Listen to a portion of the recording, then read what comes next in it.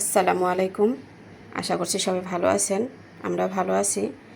তো আমি আজকে আর একটা রেসিপি নিয়ে আসলাম, ইলিশ মাছ দিয়ে কচুরমুখী। চলেন মাছটা ভাজা নেই। যে আমি কড়াই বসায় দিলাম মাছ ভাজার জন্য। কড়াইতে তেল আছে, ওটার ভিতরে মাছ ভাজবো। আর মাছ আমি হলুদ মরিচ মিলাই নিই। যে মাছ হলুদ মরিচ মিলাই নিতেছি।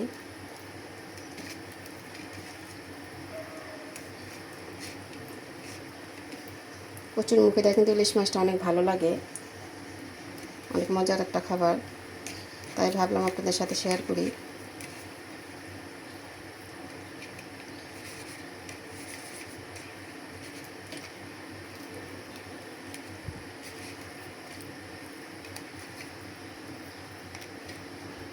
বিসমিল্লাহ।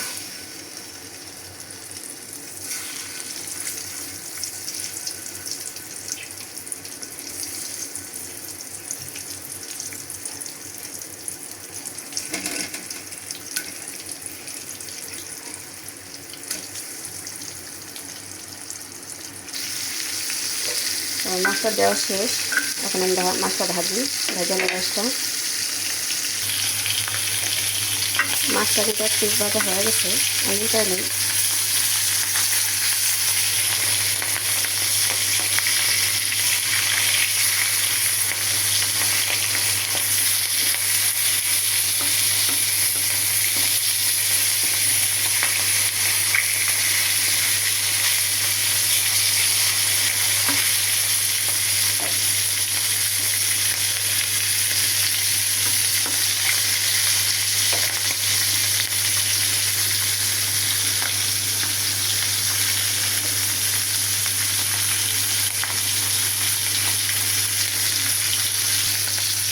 মাছটা ভাজা হয়ে গেছে।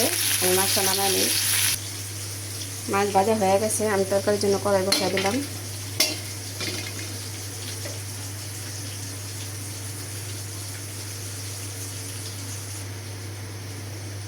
তেল দিয়ে দিছি, এখন পেঁয়াজ দিতেছি। তেলটা দিয়েছি, ভিডিও করছে কিন্তু ভিডিও হয় নাই, জানি না কেন। পেঁয়াজ দিয়ে দিলাম।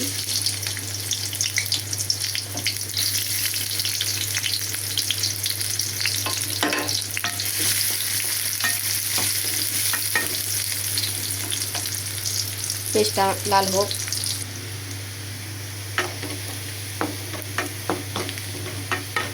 পেঁয়াজটা লাল হয়ে গেছে। এরপর যে আমি পানি দিয়ে দিলাম।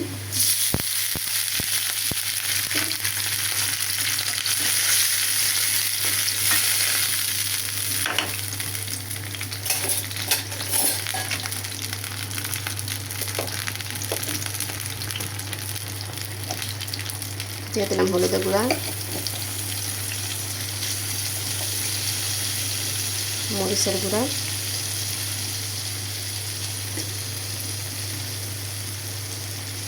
লবণ,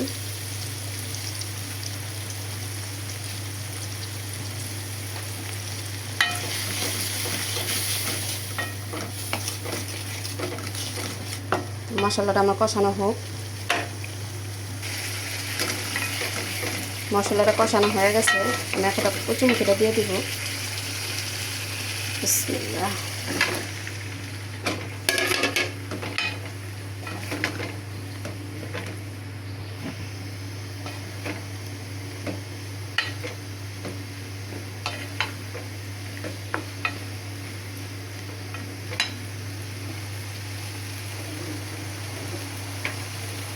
কাঁচামরিচ দিয়ে দিতেছি। আমি কিন্তু কচুরমুখীতে আমি আদা রসুন বাটা দিই নাই, কারণ ইলিশ মাছে আমি আদা রসুন দিই না।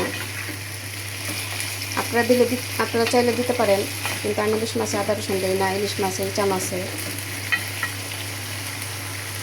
আদা রসুন দিলে কি গ্রান আসে না ইলিশ মাছের চামচের, এই জন্য আমি ইলিশ মাছে আদা রসুন ব্যবহার করি না। তরকারিটা এখন কষানো হোক, আমি ঢাকা দিই। দেখি তরকারিটার কী অবস্থা।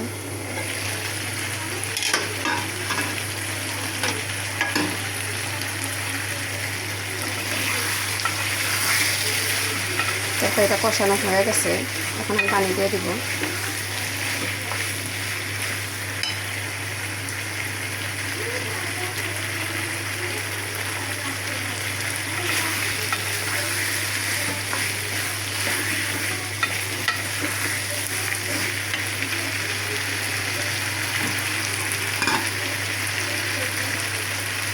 ওই চুলা খালি তো, যার জন্য আমি একটা পানি দিয়ে দিছি। ওই পানিটা এখন আমি কচুমুখিতে দিয়ে দিব। গরম পানিটা দিলে কি তাড়াতাড়ি হয়ে যাবে, এই জন্য আমি গরম পানি দিলাম। আপনারা চাইলে ঠান্ডা পানি দিতে পারেন।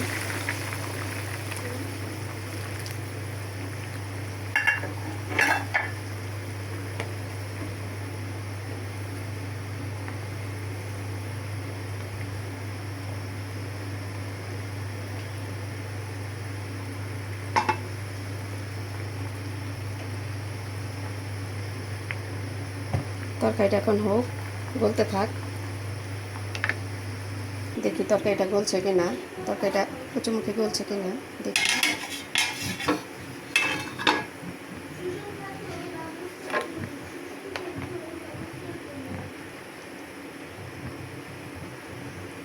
কচুমুখিটা গলে নাই, আরও গলবে। এই তরকারিটা কিন্তু আমার মেয়েদের অনেক পছন্দ। কচুমুখি দিয়ে ইলিশ মাছ দিয়ে ওদের অনেক পছন্দ। ঢাকা দিয়ে আবার গলতে থাক। দেখি কচুমুখিটা গলছে কিনা।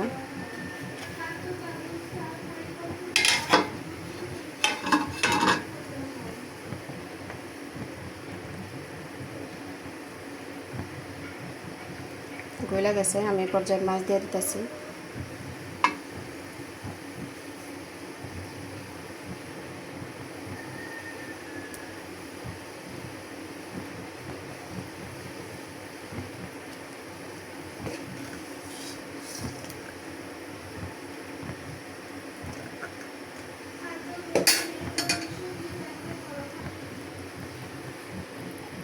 তো আমি যে মাছ দিয়ে দিলাম।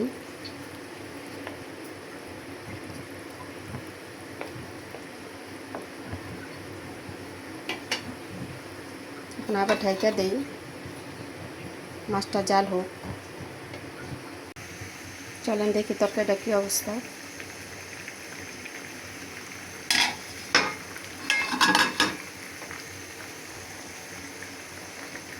তরকারিটা হয়ে গেছে। কচুমুখি তরকারি কিন্তু ঝোল রাখা লাগে, তা না হলে তরকারিটা মাখা মাখা হয়ে যায়, খেতে ভালো লাগে না। এভাবেই ঝোল থাকবে। তরকারিটা আমার হয়ে গেছে, লবণ দেখি।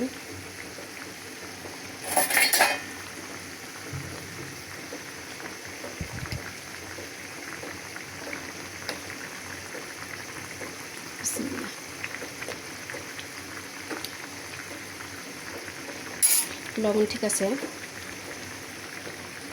এই পর্যায়ে আমি চুলাটা নিভাই দিই। আমার তরকারিটা ডান হয়ে গেছে, দেখেন যে।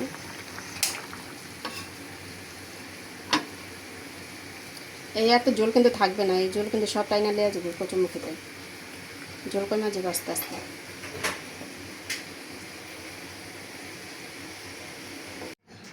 তো এই যে আমার এই যে তরকারিটা হয়ে গেছে, তরকারির ফাইনাল রূপ দেখেন। চুলার থেকে নিয়ে আসলাম। তো আমার রেসিপিটা আজকে কেমন লাগছে কমেন্টে জানাবেন, আর পাশে থাকবেন। সবাই ভালো থাকবেন। আল্লাহ হাফেজ।